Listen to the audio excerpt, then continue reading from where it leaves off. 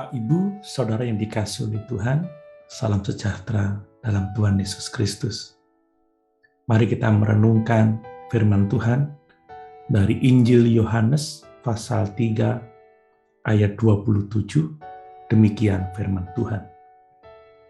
Jawab Yohanes, "Tidak ada seorang pun yang dapat mengambil sesuatu bagi dirinya kalau tidak dikaruniakan kepadanya dari sorga."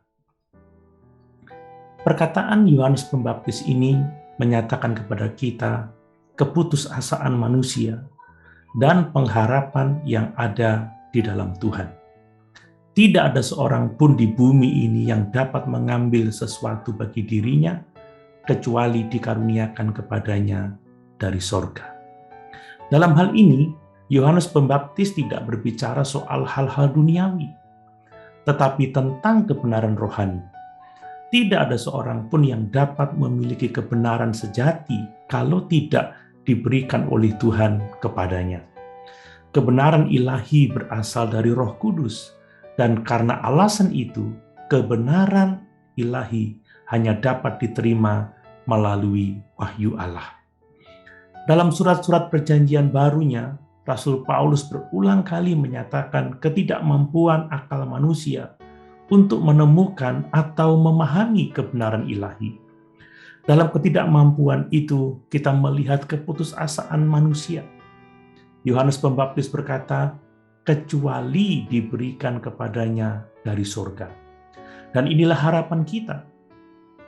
Kata-kata ini tentu saja berarti bahwa ada yang namanya karunia untuk mengetahui, yaitu suatu karunia yang datang dari surga. Tuhan Yesus berjanji kepada murid-muridnya bahwa Roh Kudus, yaitu roh kebenaran, akan datang dan mengajar mereka tentang segala sesuatu. Tuhan Yesus juga berdoa seperti tertulis dalam Injil Lukas pasal 10 ayat 21. Aku bersyukur kepadamu Bapa, Tuhan langit dan bumi, karena semua itu Engkau sembunyikan bagi orang bijak dan orang pandai, tetapi Engkau nyatakan kepada orang kecil. Ya Bapa, itulah yang berkenan kepadamu.